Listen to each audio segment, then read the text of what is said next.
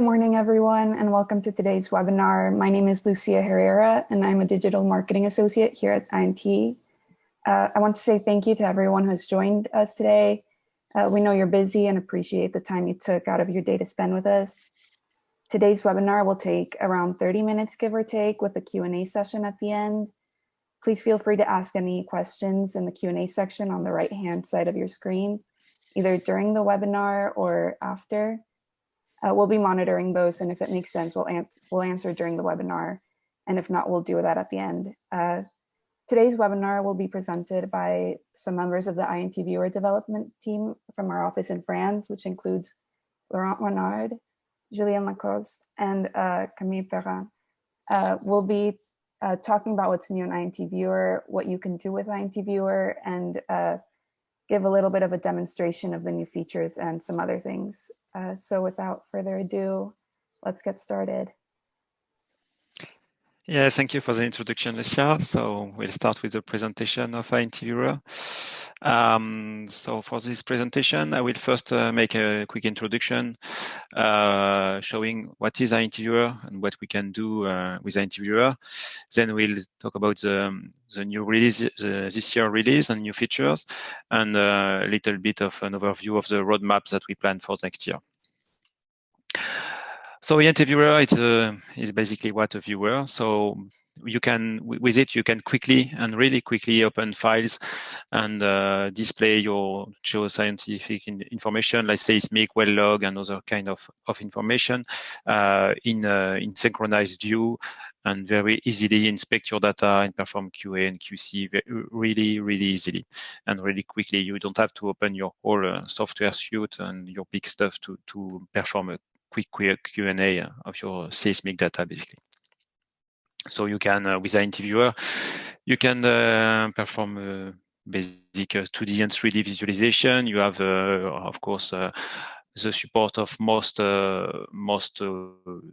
ENP format like Segway, SegD for seismic. You have LAS and DALIS for well log and other kind of format. We support reservoir grid models with RescueML or GRDCL format, for example. And we are able to open a grid surface like Horizons in several formats too. We have also features that allow you to perform quick analysis of the data, like you can do a spectrum analysis, you can measure velocity, you can plot data on a cross plot from different kind of data set. You also have the ability to synchronize well log and seismic views. So this is kind of a powerful tool that is easily used to open your data. So if I can make a quick demonstration of how easy it is to use INT Viewer to open data. For example, I can open a seismic data like this one. So I will select an inline, and here you can see that really quickly you can see your inline or other data.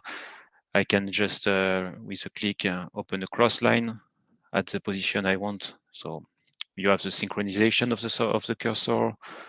If I want to perform a quick analysis, for example, I will select a region, and it will automatically create a spectrum analysis. So it is synchronized. If I change the selection, already I directly have the update of the outputs. I can also open a seismic in 3D. Sorry, my computer crashed for the 3D, so no 3D today.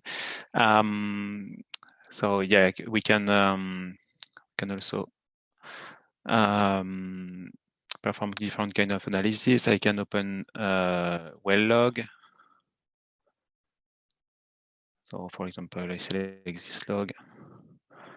Here I can select the trajectory information. So we support the trajectory defined in the def files. And then I can plot curves really quickly. Yeah. So it is really easy to show your data easily, and we also support, of course, map views. So this allows you to, if I clean up my desktop, yeah. So here I have a map view of the seismic, so you can see synchronization. Sorry, you can see synchronization of the cursor, so I can see where my slice is. I can also add a time slice, of course. I didn't open the time slice, I think. Sorry. Yep. Perhaps I don't have time slice for this data set, but I think I do. Yeah. So you have the time slice, easily showed. So really quickly, you can set up a layout of information that you want to see. For example, if you want to inspect your data more in depth, you can see the trace headers, for example, on the seismic. So it's kind of the Swiss Army knife that you can really use it very quickly to have a quick open of your data, and you can use several tools to cut your data more into fine information. So back to the presentation. So this is using INT Viewer. And INT Viewer is also a development platform. So you can build on top of INT Viewer, you can build a custom application. So you can just build plugins if you want. So you have your standard INT Viewer distribution and add several components to have a custom behavior. Or you can also have a complete rebranding of the application and build your own application on top of INT Viewer.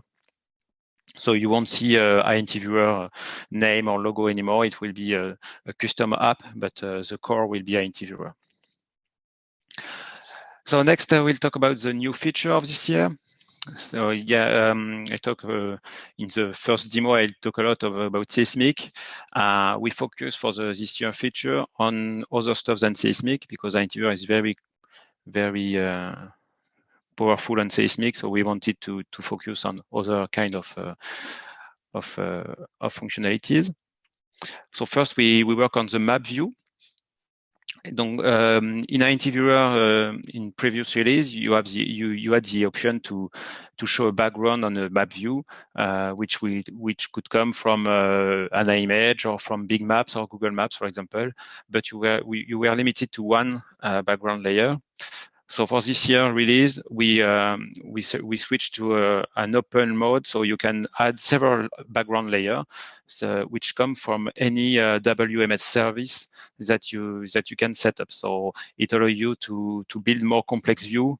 So you can have, for example, a Google Maps or Bing Maps background. On top of it, you can put some geological information that come from a WMS server, or some kind of region restrictions that come from another service. So it's up to you and the WMS servers that you are able to connect to. And for the map view, so yeah, I can show you what we can do. So I will clean my desktop and open a new map view. So I can select a remote map layer. Here I have set up several services. So I have Bing and Google that are the default one, but I have set up 2 more services. So for example, I have a layer that will show me the topological information. So I can zoom on any region. And if I want, I can add a new remote map layer on top of that. I will select another service. It is a completely different service than the previous one, and on which one I can see some geological information like a fault structure. So if I want to see, for example, the legend, I can see here. I want to see the legend of the BRGM layer, so I can see which information is on the map.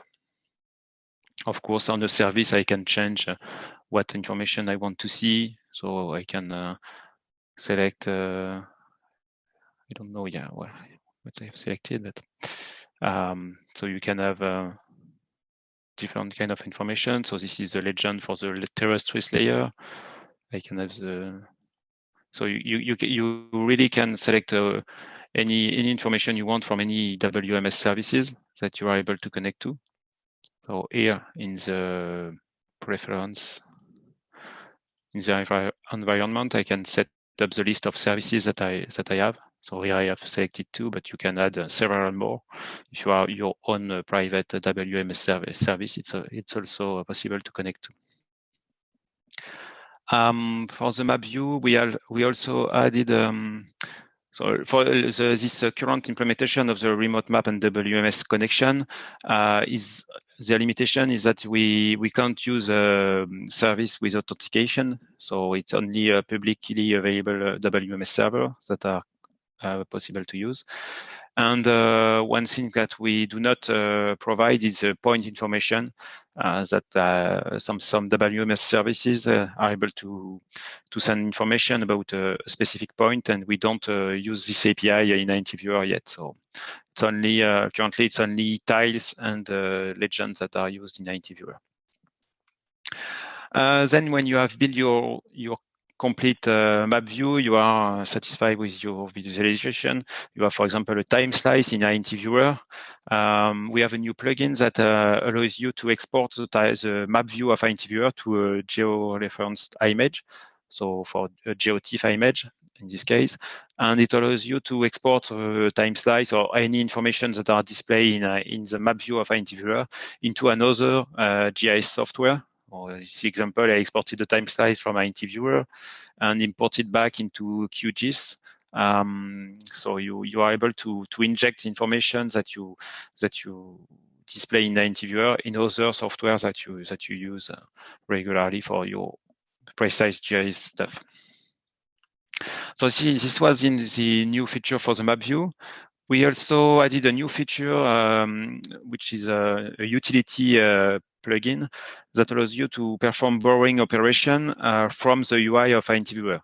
Previously, we supported the borrowing of a license token only from command line, so you would have to set up some environment variable and launch INT-Viewer in a specific setup to borrow a license. Now you can do that directly from the INT-Viewer UI.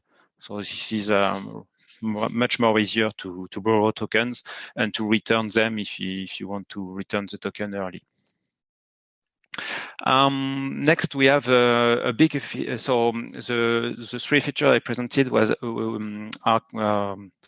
custom plugins that are freely available for INT-Viewer, but they are plugins, so you can have them, but you are not forced to have them in the core distribution. And then we added a new feature in the core of INT-Viewer, which we call extended well. So this feature was developed because we had some limitation coming with the old well model, which were a derivative of the last format, basically. So the limitation that we had was that for a standard well, we have a model that was basically a table with 1 depth column and 1 column per curve. So this means that we supported only a single domain for all the curves. So all the curves of the same well were necessarily in depth or all in time, but we couldn't have for the same well several different domains for different curves. And more on that, we couldn't even have different depth column or time column for different curves. So we wanted to get rid of these limitations. So we have the goal to store multiple curves with different time or depth index and different domain on the same well, so have different curves on the same well, be able to organize the data. So we have curves that are data, we have curves that are more coding the deviation of the well, and we have curves that are considered time depth conversion. I will talk about them later. So we wanted to be able to organize the data and to organize the markers by collection. So for doing that, we develop a new file format, which is very simple. We call it EWD, so extended well data. Basically, we have a JSON descriptor, which will store the metadata for all well and for the well and curves. So it will store the name, the domain, the position, the list of curves, and so it's really the metadata of the well. So you can load this really simple file, which is in JSON, so really easily to read. You can load this file. It won't load any data in memory. It's just the metadata, and then each curve as is described in its own file. So you have here it's an example. So you have the metadata file, which will store the well information and the list of curve names. And then for each curve, you have a file which defines the column names and the data. So you have a depth index per curve. So this will really remove the limitations that we had in the previous model. So this open a new feature for this model, open up really huge amount of functionalities in INT Viewer. So first, we were able to edit the data directly in INT Viewer and store it on file. So this is a dynamic model. You can edit any kind of information on the well. You can change its position. You can change the unit of the curve. You can change the domain or whatever you want. You can add new curve also. You can edit curve value. So previously, since you had the same depth index for all the curve, you couldn't remove only one sample from a curve, since if you remove one sample, the depth index won't match. So with this limitation removed, you are able to really freely edit the curve. So for example, we have an edition window, and when you open the edition window, you can remove the point you want. You can copy paste from Excel, from a spreadsheet. So it's really easy to use and to edit your value. For example, you can remove all values that seems incorrect or whatever you want. Then apart from the well edition, so we have seen that we can edit the data. We also have the new functionality that is the time depth conversion. So basically, we have curves that are considered to be lows. So they are standard curve. You can see that I have displayed one in the screen capture. So this is standard curves. You can display it as any other curve, but the unit shows us that this is time depth conversion laws. So basically, we have one value for depth and one value for time for each sample. And we can use these laws to perform time depth conversion of any other curve in the well. So from the INT Viewer UI, you can select a curve that you want to convert. So for example, in this example, we have selected the DT curve, and we want to use the time depth convlo that we have in the well with the standard conversion method, and it will output a curve that is not in depth domain but in time domain. So after having converted a curve, you will have a well with several curves in depth domain and several curves in time domain. So Julien will present you, make a demo of the new well model that we developed, and he will present that in a quick demo. So like I said, I'll do a quick demo of the extended well data functionalities. Like Laurent said, it's an extension of the previously existing well data format, which it's based on LAS data. So I'll just open in the well window an existing LAS file. So this LAS file, in this LAS file, we have the curves and the marker. You can display the curve in tracks in this window, but you cannot perform time depth conversion or edit individually the curves. So the first thing I have to do is to export this LAS data file to the new extended well data format. So I'll just do it now.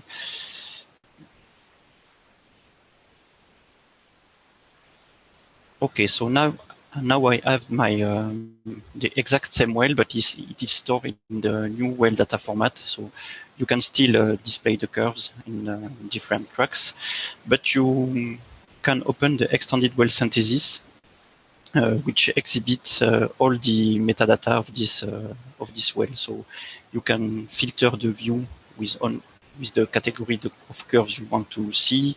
You can edit curve display name. You can edit units, so depth unit or data unit in this window. So each time we do a modification, the modified curves are highlighted in color, and you have to save the data to commit this modification on disk. You can edit metadata, but you can also edit log curves value by using the simple editor here. So to exhibit the new functionality that log curves can have heterogeneous depths and indices, I'll just remove some. I close rather than delete. So I'll delete some samples on the Rob curves. Okay, and so now we see that the Rob curve is now shorter than the GRR curves next to it. We can do it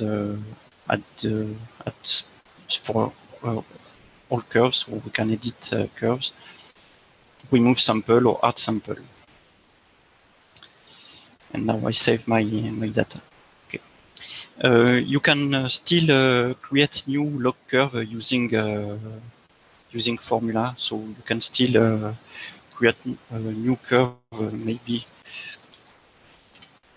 So I just add 100 to the depth to the data of Rob.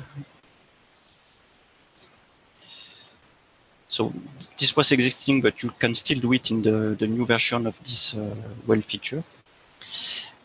And also you can, we will create an empty log curve with zero value in it. And we will call it for the presentation time depth conversion. And I'll edit this one. So we can see that we don't have samples in this data since I just created with zero value, but I can open an external spreadsheet, and I just prepare some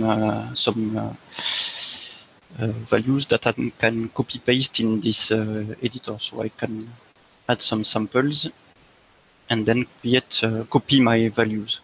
So you can use the powerful functionalities of an external spreadsheet and edit your values of log curves in an external tool, and then copy paste back in the value to create new curves in this extended well data. I just put new units, so it's milliseconds. Okay, so now this new log curve can be used as a time depth conversion law. We can just promote it as a time depth conversion law, and we can see that a new category appears on the extended well data. And now we can perform time depth conversion on the log curve. We can open this little GUI. We can choose to convert the Rob curve. We will use, there is only one default conversion method in the extended well data, but it can be customized by external plugin.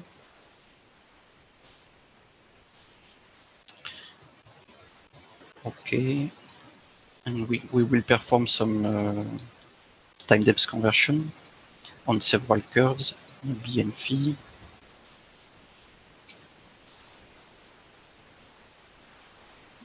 And the last one, maybe.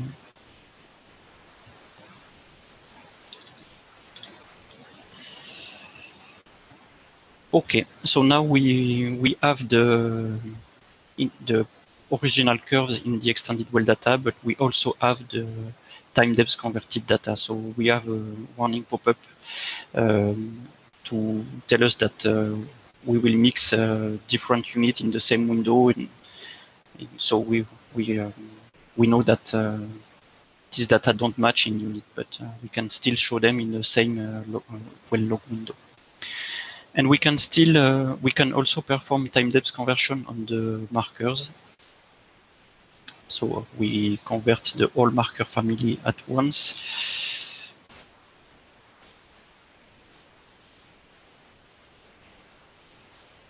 And so we can, in this track, maybe display the depth marker, and in this one, the time marker. Okay, so I just save the extended well. And finally, after you've done the edition and the modification of the well, if you want to use it outside of INT Viewer world, you can still export this data in LAS format. So we choose to export only time curve, for instance. We choose to export all the curves we created and also the markers.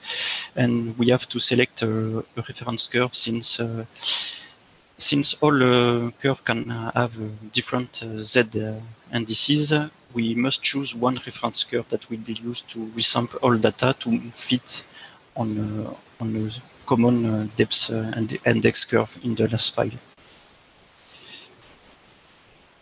Converted time, okay. And now we can still open our new data. I can find it where I can't remember where I stored it, but the created we just created a last file, and I don't know where I stored it. Let me just open the extended well data again.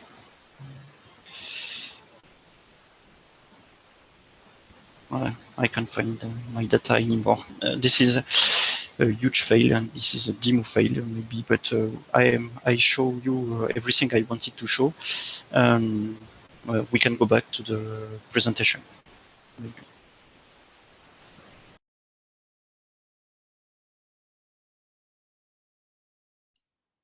Yeah, thank you, Julien. I will go back to the presentation. So as Julien showed you the time depth conversion, just a quick reminder that INTViewer is a development platform too. So you can customize the time depth conversion too with by creating plugins. So for example, here you can customize the time depth conversion method and add methods that support parameters, for example. So this is a customer plugin that is done in a commercial application where there is a custom time depth conversion method. This is a plugin built on top of INTViewer, and same goes for the main edition window where you can customize it and add some information. So you have here this is a much more complex extended well data window with several tabs, and you have much more information that are provided by a customer plugin. So after this demo of the new well feature, we'll talk about the roadmap for next year. So the first step, we'll go back to seismic feature. The first feature will be the OpenVDS file format support. So if you don't know what is OpenVDS, just a quick reminder that is a brick data format that allows you to store your seismic in a brick data layout with multi-resolution and a brick layout that allows you to have a constant time access on the 3 axis, so inline, crossline, and depth axis. So this will allow INTViewer to open data that are in this format, and you can see that when you have the data in this format, it is really quick. You can quickly display a time slice, for example. It is really fast to display data along any axis. So this will be the first feature. It will be probably first released as an open plugin, and then become part of the core INTViewer. Next feature based on top of this brick data layout will be the volumetric rendering. So we already have some key feature in the base toolkit that we use for INT Viewer, but we will integrate that into INT Viewer to allow any OpenVDS file to be viewed in a volumetric rendering with recasting algorithm. So the next, we will improve the well data features that we created for this year release. So for the new time depth conversion, will allow the user to perform multiple conversion at a time. Maybe have an importer to import specific time depth law. So I know that we have question about the laws that we can use. So maybe in the future we will be able to import time depth laws from other data. So from seismic data, for example. Next, we will unlock the time depth conversion in real time. So, for example, if you drag and drop a curve that is in depth domain on top of a seismic which is in time, we will try to perform an automatic time depth conversion to display the well data on top of the seismic, even if the domain are not the same. And then we will also add some more custom rendering of well data. So basically, we want to add the lithology and classification information on top of log curves. And next, so this is base ideas for UI and UX improvements, and of course we are welcome on any kind of feedback that you want to send us. But we want to make some small improvement of features that were required by customers. So, for example, improve the zoom behavior by allowing the user to zoom from the axis part of the view, for example, opening the data. Unlock the time slice visualization for cubes that are not transposed, add a legend scale from map window, or any kind of UI improvements that are basically allow the user to reduce the click count and reduce the time that is taken to do some simple operation. And then from the more internal stuff, we want to migrate from a more modern build system, but this is really internal stuff. So I'd like to thank you for attending this webinar, and then we are open to any question in the Q&A. I see that we already have some questions, so maybe. Yes, Laurent, you have access to the question. You see the one which is okay. Can you use seismic velocity? Yeah, okay. I will take the first one. With is this a desktop software? So yeah, this is a desktop application which is written in Java. It is based on the NetBeans platform, so that's why we have a plugin architecture in Java. And then it is based on the GeoToolkit Java version. So this is a desktop application based on top of GeoToolkit. I don't know if I answer this question completely, but if you want more precision, I can send you information. And then we have a question also about the velocity, using the seismic velocity for time depth conversion. So for now, you can do time depth conversion from a curve that is imported into the well data. So basically, if you want to use information that are not directly stored in the extended well, you will have to write some code. So maybe write a Python code or write a INT Viewer plugin to extract the information from the seismic fields and create your time depth conversion curve. Don't know if it's yeah. Julien, if you have more information on this question, but. No, I don't actually. It's yet impossible to use anything else than a log curve to perform time depth conversion. But yeah, so you will have to write a converter, your own converter, to create your own time depth conversion logs. We plan to do an import curve feature this year, so it will be easy to import log curve that are not stored in LAS data. So you can use a CSV file or maybe something else to import more information in the extended well data. We hope that it will make the more easy to import TD curves. Okay, if you have any other questions, please feel free to enter them in the Q&A section on the right-hand side of your screen. While you guys submit your questions, we have a quick survey question for you.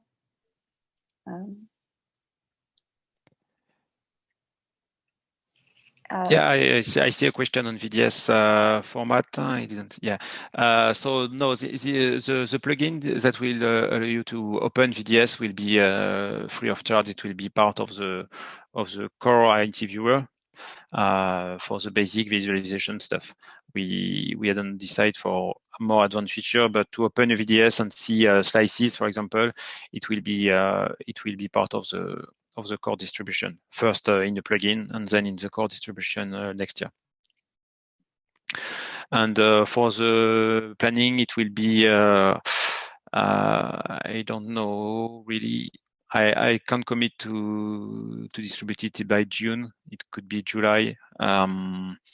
So if you are really interested in this feature, we could also organize some demo and maybe some beta test if it's really a key feature that you don't want to miss.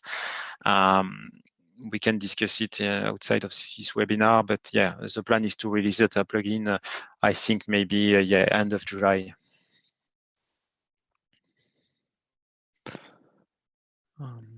Another question that was asked earlier was, is this a desktop software or is it based in GeoToolkit? Yeah, so I answered this question at the beginning. So yeah, this is a desktop application. Basically, it's built on top of NetBeans platform. What I haven't said is that it's really a standalone application, and it's come with an installer. So you double click on the installer, it's installed in INT Viewer, and it's really easy to set up INT Viewer and to have a running instance. You can just have a single instance with a license file, so you just have to copy your license file into the installation folder, and you are ready to work with INT Viewer. If you want to have the more advanced licensing with a license server, you will have to set up a FlexLM server. But basically, if you want to have one instance of INT Viewer, it's really easy to set it up. Yeah, we have one more question. We have one more question in the chat. Is it possible to produce seismic image of the seismic in batch? Maybe Camille has some insight on this. Yes, there are ways to do that. There are several ways to do that. What I'm thinking about right now is probably about doing a kind of Python script. So the first thing is that you can already create a PNG file or an image file from any viewer of INT Viewer, especially the seismic one. So you can just export as an image, and then you can cycle with a kind of script on all your slices and just generate an image for each one of them through the Python script API. I can link the documentation into the description.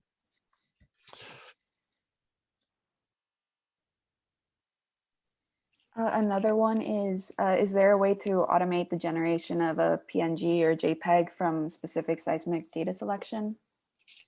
Yes, that's the one I answered just now. Yes, kind of the same question. Yeah, basically you can write seismic. You can write a Python script that can pretty much pilot anything in INT Viewer. So if you want to open a new view, set some parameters, open your data, and just export it, you can drive INT Viewer from a Python script and then cycle through seismic data or whatever you want.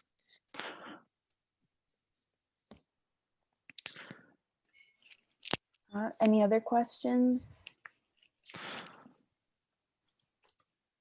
Maybe a quick comment on deployment. Maybe Laurent, if you can explain. You mentioned it's a desktop. How do you handle, deployment if you want to put it on a cloud? Is it something you can deploy or run on virtual machines eventually? Yeah. So INT-Viewer is a Java desktop application.